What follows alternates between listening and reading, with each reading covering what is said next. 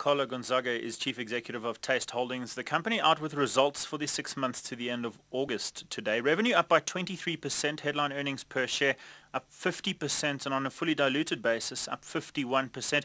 Carlo, what are these numbers and what are the numbers and the metrics that you're watching inside the business? Tell us about consumer spending. Yeah, I think it's quite a good question. We're seeing certainly in our pizza division and in food, like-on-like sales have continued to be strong. Our pizza division up 10% or more than 10% for the 6 months, which is still on the back of some good increases towards the end of last year. We've seen some flexibility in consumers in terms of spend per transaction in our jewellery side. It's still a tough category though. Although the retail side of our jewellery business did remarkably well, like-on-like sales were 14% up in our 17 company-owned stores because they're really well stocked.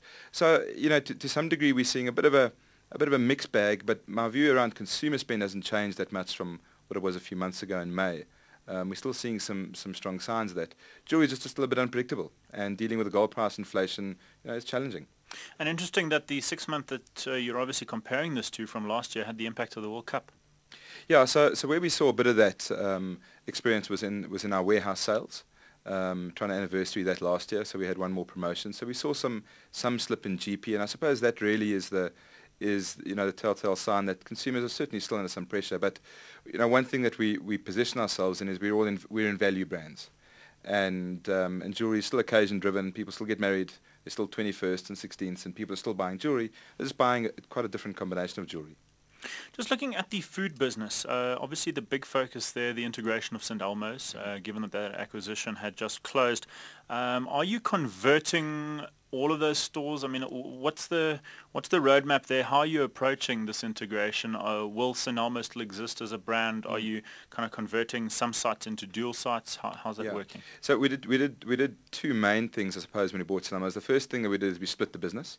So we put the franchising element within our franchising division. So we got the economies and they got the expertise of the branding guys and supply chain. And then we took the manufacturing portion of it and we started to manufacture for our other food brands. So that's one of the drivers behind the big increase in our food services division. But it's not the big driver because we only started manufacturing the full bouquet of products for Scooters and Maxis in August this year.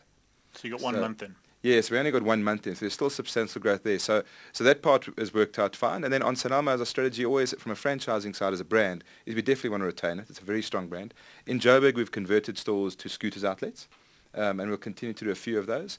We've repositioned the business to more in line with what it used to be, sort of quite a bit more premium, sit-down, casual dining with an Italian-themed menu. And we launched that to franchisees a couple of months ago, and we're busy revamping existing stores in that look. And any new stores we open will be in that sort of format, which has got more of a sit-down element to it. So for now, focusing on the Western Cape. Opening in some other areas as well, but it's just really to get the brand positioning right and to grow it from there is what we're focusing on.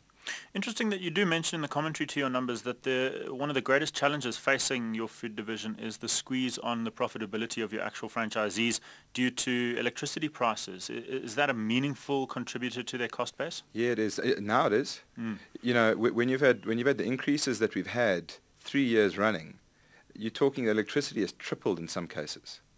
Depending on which municipality you're buying from. I really think that it's gone from being one of the expenses that you sort of had, but it wasn't really significant, to being in many cases now your single or your second largest expense. And it's quite, you can go and negotiate with many people, but Eskom's not one of them. So it's quite difficult from a franchisee perspective. Although we've got a lot of initiatives in there, and because it's happened so quickly, there's no revenue increase to match that type of increase. So it certainly is quite a difficult area of the business to manage. Just looking at your jewelry division, a focus there on revamping that program continues, but specifically something that has caught my attention, a real local manufacturing success story in that a large portion of the jewelry you do sell in your stores, about 40%, you manufacture internally, and then you source almost another 40% locally as well. So 80% of the jewelry being sold in your NWJ outlets made in South Africa. Is that comparable to some of your competitors, or is this really just a taste story?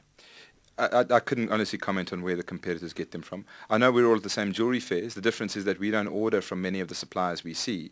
We go to the jewellery fairs mainly for styling. Silver we import.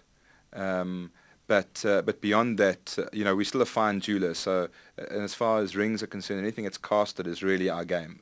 So yeah, we still make a lot locally.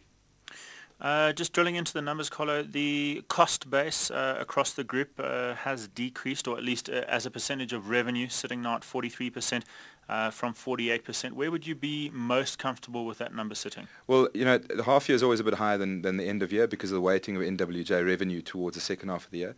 But our target range is 37 to 39% cost as a percentage of revenue, and we think we'll be in that range at the end of this year. And that improvement isn't any one particular division at half year. There's been improvements in every single division or brand.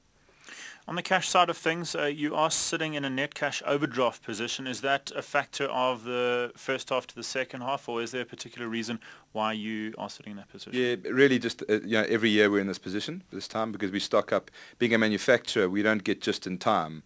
So, we are the people that have got to give it to our distribution center just in time.